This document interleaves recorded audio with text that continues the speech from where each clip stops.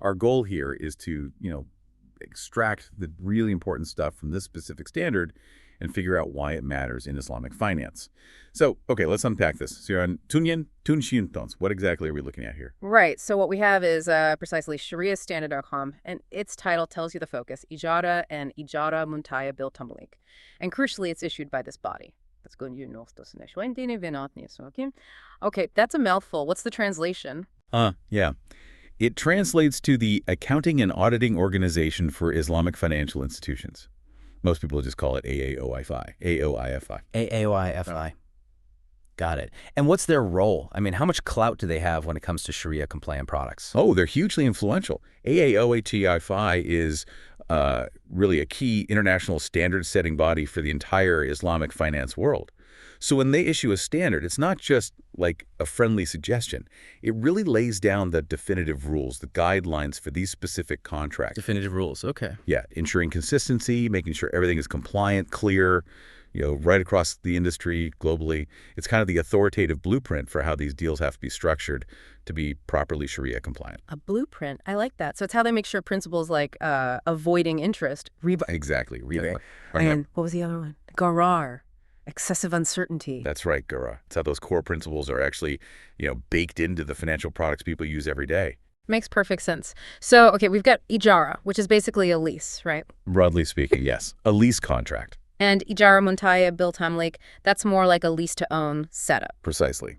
Lease ending in ownership. So these AAIFI standards, they're not just defining terms, they're setting the ethical rules, the operational boundaries for how these work. Exactly that. It means every single detail, every clause in the contract is scrutinized to make sure it aligns with Islamic law, with Sharia. Yeah. It's not just about, is this generally allowed? It's about the very specific mechanisms, the conditions needed for the transaction to be valid, ethical, to ensure it's genuinely backed by an asset and reflects real economic activity. Right.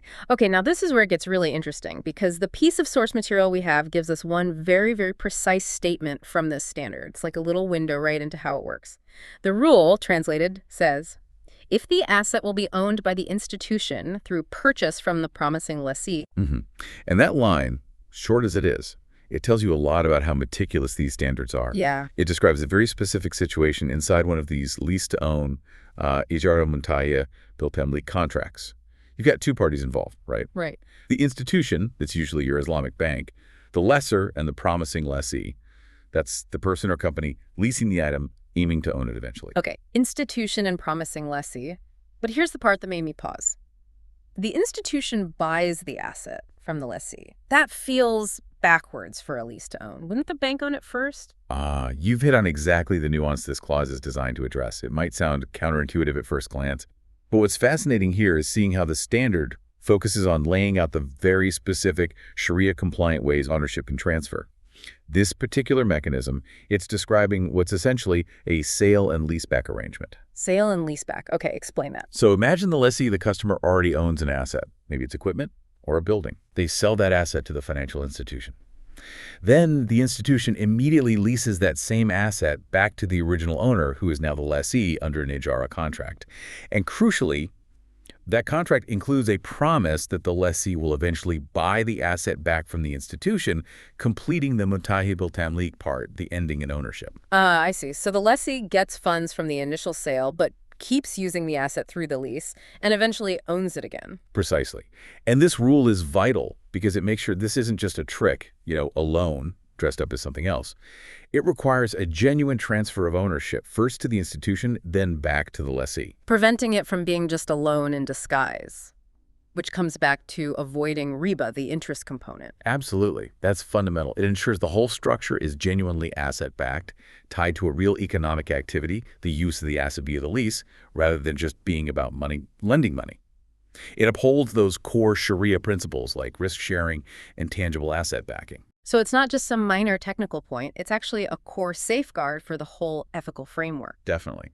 This level of detail, this granularity in the standard, makes sure every single step aligns with Islamic law.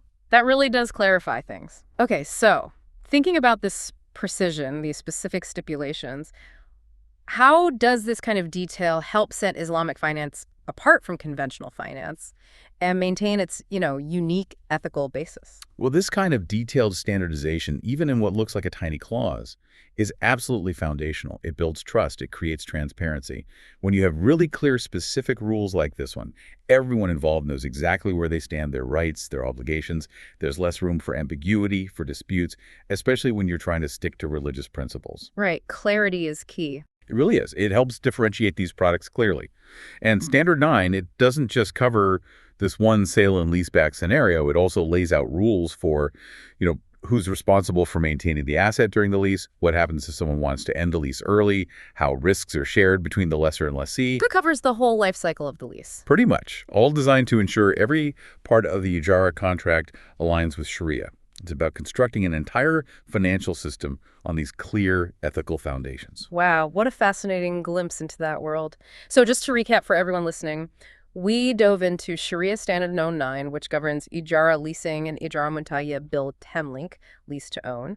We saw it's issued by the influential AAOIFI, and we zoomed right in on one specific, quite nuanced rule about how an institution might acquire an asset from the lessee in a specific sale and leaseback structure. It really shows, even from just a small excerpt, the incredible level of detail and thought that goes into the regulatory framework of Islamic finance. It really does. And perhaps a final thought for you to consider, reflecting on how just one sentence, one specific clause like that, can shape entire financial contracts and ensure ethical guidelines are met. How might understanding the precise wording of any regulation, Islamic or otherwise, change how you look at an industry, or maybe even just a simple agreement you sign in your day-to-day life?